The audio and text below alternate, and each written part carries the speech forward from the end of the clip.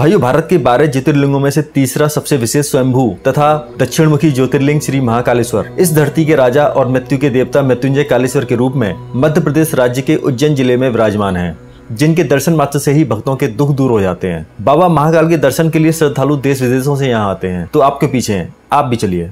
तो भैया पेटी कस लो, क्योंकि इस वीडियो में हम आपको दिखाएंगे कि पूरा उज्जैन 2 दिन के अंदर मात्र 2000 रुपए में कैसे घूम सकते हैं। उज्जैन कैसे पहुंचे, कहाँ ठहरे, क्या खाएं, कहाँ घूमें, कैसे घूमें, साथ ही साथ यहाँ के मुख्य मंदिरों तथा उनमें पूजा कराने का महत्व क्या है, ये सारी जानकारी आपको मिलेगी इस वीडियो में। लेकिन पहले आप चैनल को सब्सक्राइब करके बेल बटन दबा दें और टेंशन फ्री होकर बाकी आपके भाई पर छोड़ दें। तो चलिए शुरू करते हैं बिना किसी देरी के। जय जय श्री महाकाल, हर हर महादेव।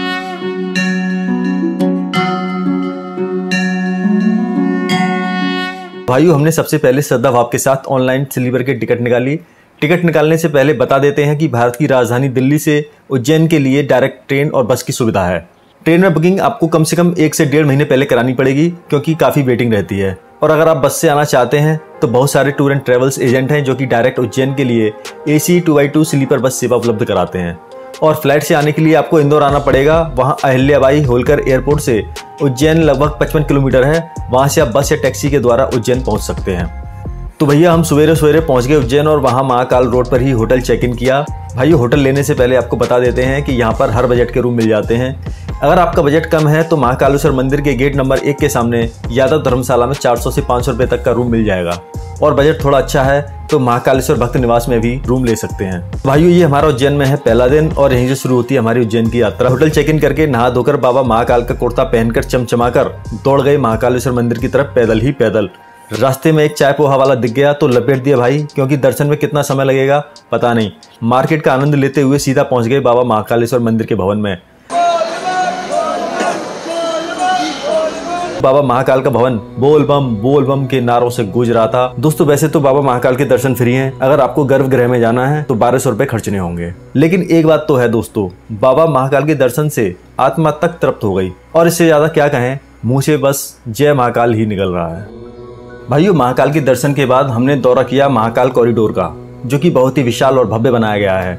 महाकालेश्वर मंदिर में बना महाकाल लोक आपको देवलोक जैसा आवाज करा देगा। इस परिसर में सुसज्जित लगभग 200 छोटी बड़ी मूर्तियां तथा 108 विशाल स्तंभ हैं, जो भगवान शिव की लीलाओं का वर्णन करती हैं। लगभग 20 हेक्टेयर में फैला 900 मीटर लंबी और 25 फीट ऊंची पत्थर की दीवारों पर शिव महापुराण में उल्लिखित घटनाओं को भित्ति चित्र के रूप में प्रदर्शित किया गया है। महाकाल कॉरिडोर एक नाइट गार्डन भी है, जिसे हम नाइट में देखेंगे। दोस्तों, अब भस्म आरती देखना हो गया है बहुत ही आसान, क्योंकि मंदिर परिसर में ही आपको VR के थ्रू महाकाल की रिकॉर्डेड भस्म आरती दिखाई जाती है, जिसका आवाज साक्षात भस्म आरती के दर्शन का होता है। इसका चार्ज 150 रुपये पर पर्सन होता है। अगर आपको फिर भी सुबह की 4 बजे की भस्म आरती देखनी है तो उसके लिए गेट नंबर 3 से बुकिंग की जाती है, फिर 2 दिन बाद नंबर आता है। दोस्तों, महाकाल कॉरिडोर से बाहर आते ही आपको बड़ा गणेश मंदिर दिख जाएगा, जो कि मंदिर के गेट नंबर 2 के पास है। इस मंदिर के दर्शन कर सकते हैं, क्योंकि इस मंदिर में श्री गणेश जी की प्रतिमा काफी विशाल और भव्य है। भाइयों, महाकालेश्वर मंदिर के 1 से 1.5 किलोमीटर की रेंज में काफी मंदिर हैं, जिसमें से हम मुख्य मंदिरों के दर्शन करने वाले हैं। और यहाँ पर पैदल ही घूमने में मजा आएगा, तो आप पैदल ही घूमें। तो भाइयों, गणेश जी के दर्शन करने के बाद हम चल दिए हरसिद्धि देवी मंदिर, जो कि बड़ा गणेश मंदिर से लगभग 500 से 600 मीटर की दूरी पर रुद्र सागर तालाब के किनारे स्थित है। दोस्तों, यह बहुत ही प्राचीन और उज्जैन नगर के प्रमुख मंदिरों में से एक है। हरसिद्धि देवी वैष्णव संप्रदाय की आराध्य देवी हैं और सम्राट विक्रमादित्य भी इनकी पूजा किया करते थे। शिव पुराण के अनुसार दक्ष यज्ञ के बाद सती की कौनी का भाग यहीं गिरा था। इस मंदिर के पास ही शिप्रा नदी पर स्थित है रामघाट, जो कि यहाँ का सबसे प्राचीन एवं पवित्र घाट माना जाता है। मोक्षदायिनी और उत्तरावाहिनी शिप्रा नदी के तट पर श्राद्ध पक्ष में ही नहीं बल्कि आम दिनों में भी हजारों श्रद्धालु यहाँ पितृदोष निवारण पूजा, तर्पण और अन्य कर्मकांड के लिए यहाँ आते हैं। कहा जाता है कि भगवान श्री राम ने अपने पिता दशरथ और माता कौशल्या का तर्पण यहीं किया था, इसलिए इसे रामघाट कहा जाता है। भाइयों, रामघाट पर डुबकी लगाने के बाद हम पहुंच गए चारधाम मंदिर के दर्शन करने के लिए। चारधाम मंदिर उज्जैन का एक प्रसिद्ध एवं आधुनिक मंदिर है। यहाँ पर एक ही जगह भारत के 4 धामों श्री द्वारकाधीश, श्री रामेश्वरम, श्री बद्रीनाथ और जगन्नाथ धाम के दर्शन किए जा सकते हैं। वैष्णो देवी की गुफा भी बनाई गई है और इसके बाजू में ही 12 ज्योतिर्लिंग मंदिर हैं, जिसमें 12 ज्योतिर्लिंगों को दर्शाया गया है। सोमनाथ ज्योतिर्लिंग, मल्लिकार्जुन ज्योतिर्लिंग, ओंकारेश्वर, बैद्यनाथ, भीमाशंकर, रामेश्वरम ज्योतिर्लिंग, नागेश्वर, काशी विश्वनाथ, त्र्यंबकेश्वर, केदारनाथ, दक्षिणेश्वर शिवलिंग। तो भाइयों, शाम हो गई है और समय हो गया चाय का। तो हमने महाकाल चौराहे पर येवले की कड़क चाय पी और थोड़ा आराम करने के लिए चले गए अपने होटल के रूम पर। फिर फ्रेश होकर शाम को निकले शहर भ्रमण के लिए। तो दोस्तों मार्केट के नज़ारे लेते लेते घड़ी में बज गए 8:30 और हमें लग गई भयंकर भूख। तो भाइयों यहाँ पर रेस्टोरेंट और ढाबे असंख्य हैं, तो आप किसी भी रेस्टोरेंट में जाकर लंच और डिनर कर सकते हैं। खाना भी लगभग एक सा है सबका। हम तो भारत माता मंदिर के दर्शन करके सीधा चले गए सात्विक रेस्टोरेंट में, जहाँ 120 रुपये में अनलिमिटेड खाना मिल रहा था, वो भी बिना लहसुन और प्याज का। खाने की क्वालिटी नॉर्मल है, आप खा सकते हैं। खाना खाने के बाद घुस गए महाकाल लोक में, यानी महाकालेश्वर मंदिर के कॉरिडोर में, जिसमें लाइट डेकोरेशन द्वारा पूरा महाकाल लोक ऐसे जगमगा रहा था मानो किसी शादी के मंडप के हॉल में आ गए हों। भाइयों महाकाल लोक जितना दिन में सुंदर दिखता है, उससे ज़्यादा रात में सुंदर दिखाई देता है। लगभग 2 लाख लोगों की क्षमता वाला भारत का पहला और सबसे बड़ा महाकालेश्वर ज्योतिर्लिंग कॉरिडोर, जिसे महाकाल लोक नाम दिया गया है, यह एक नाइट गार्डन भी है। तो भाइयों उज्जैन में हमारा एक दिन हो गया है समाप्त और हम काफ़ी थक भी गए हैं और अब चलेंगे अपने होटल के रूम पर सोने के लिए। तो मिलेंगे आपसे कल सुबह, तब तक के लिए गुड नाइट। गुड मॉर्निंग दोस्तों, कैसे हैं आप सभी? उम्मीद अच्छे होंगे। दोस्तों उज्जैन में हमारा आज है दूसरा दिन और आज हम जाएंगे उज्जैन शहर की दूसरी साइड यानी भैरवगढ़, जो कि महाकाल मंदिर से लगभग 8 से 10 किलोमीटर दूर है। भैरवगढ़ जाने के लिए आपको महाकाल रोड से ही ऑटो, ई रिक्शा और टैक्सी मिल जाएंगी, आपको टेंशन लेने की जरूरत नहीं है। स्कंद पुराण में बाबा महाकालेश्वर की इस नगरी को शमशान तथा सिद्ध क्षेत्र बताया गया है। इस स्थान पर प्राचीन काल से ही ऋषि मुनि, संत, तांत्रिक, अघोरी पूजा साधना करते आए हैं और इन्होंने यहाँ पर सिद्धियाँ भी प्राप्त की हैं।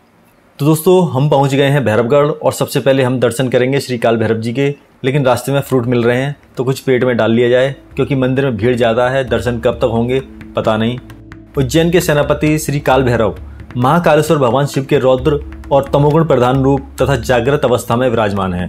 इस मंदिर में रविवार के दिन दर्शन और पूजा करने का विशेष महत्व है। यहाँ पर मुख्य रूप से मदिरा का प्रसाद चढ़ता है, जो कि भगवान श्री काल भैरव भक्त की आंखों के सामने ही ग्रहण करते हैं। मान्यता है कि श्री काल भैरव के दर्शन मात्र से भक्तों को शत्रुओं, तांत्रिक क्रियाओं, भूत प्रेत बाधाओं तथा अनेक प्रकार के दुखों से मुक्ति मिल जाती है। सामने वो है श्री काल भैरव मंदिर और इधर ये सामने ये है विक्रांत भैरव।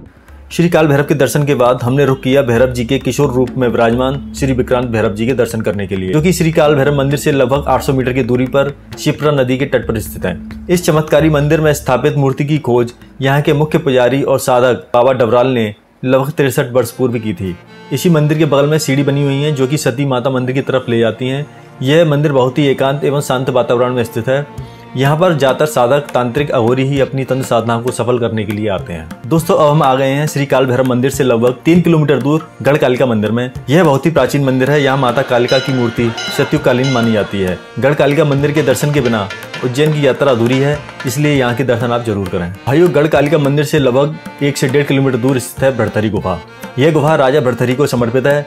इस गुफा की एक कहानी है, मैं आपको शॉर्ट में बता देता हूँ। प्राचीन समय में राजा भरथरी उज्जैन के राजा थे। उनके 3 पत्नियां थीं, लेकिन वो सबसे ज्यादा प्रेम तीसरी पत्नी पिंगला से करते थे।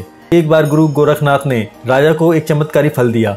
इस फल के जरिए राजा को अपनी सबसे प्रिय पत्नी पिंगला के धोखे का पता चल गया। बस तभी से राजा के मन में वैराग्य जाग गया और सारा राज्य छोड़कर 12 साल के लिए इसी गुफा में अंतर ध्यान हो गए। दोस्तों घूमते घूमते समय हो गया लंच का। यहाँ पर हर जगह आपको ढाबे, रेस्टोरेंट मिल जाएंगे। यहीं पर एक ढाबे पर हम भी चले गए, यहाँ का प्रसिद्ध दाल बाफला खाने। 150 रुपये की थाली में आपको दाल, बाफला, सब्जी, चावल, रोटी सब आता है। भाइयों खाना खाने के बाद हम आ गए सिद्धवट मंदिर के दर्शन के लिए। दोस्तों भारत में पंचवट यानी 5 बरगद के वृक्ष हैं, जो कि हजारों सालों से इस धरती पर विराजमान हैं। इनमें से एक है सिद्धवट, जिसके आज हम दर्शन करने आए हैं। स्कंद पुराण के अनुसार सिद्धवट को माता पार्वती द्वारा लगाया गया था, जिसकी शिव के रूप में पूजा की जाती है। तो भाइयों सिद्धवट मंदिर के दर्शन करने के बाद हम पहुंच गए उज्जैन के प्रसिद्ध एवं प्राचीन मंदिरों में से एक मंगलनाथ मंदिर के दर्शन के लिए। ये मंदिर उज्जैन का बहुत ही प्रसिद्ध मंदिर है, क्योंकि यह स्थान मंगल ग्रह के सभी दोषों को दूर करने के लिए प्रसिद्ध है। इस स्थान को मंगल ग्रह की जन्म स्थली भी कहा जाता है। किसी भी व्यक्ति की कुंडली में मांगलिक दोष या मंगल खराब होता है, वो यहाँ आकर एक बार पूजा अवश्य कराता है। इस मंदिर में मंगल दोष निवारण की पूजा पद्धति बहुत ही अद्भुत एवं विशेष है। इस मंदिर में विभिन्न प्रकार की पूजा के लिए अलग अलग प्राइस हैं, जो कि मंदिर समिति की तरफ से निर्धारित किए गए हैं। तो भाइयों ये हमारी लास्ट डेस्टिनेशन है उज्जैन यात्रा की। और हम आ चुके हैं सांदीपनी आश्रम, जो कि महाकालेश्वर मंदिर से लगभग 5 किलोमीटर दूर है। यह आश्रम ऋषि सांदीपनी की तपस्थली तथा भगवान श्री कृष्ण की शिक्षा स्थली रही है। द्वापर युग में भगवान श्री कृष्ण की विद्यारंभ संस्कार ऋषि सांदीपनी द्वारा यहीं हुआ था। गुरु सांदीपनी ने श्री कृष्ण को पट्टी पर 3 मंत्र लिखवाए थे, जो कि यह परंपरा आज भी चल रही है।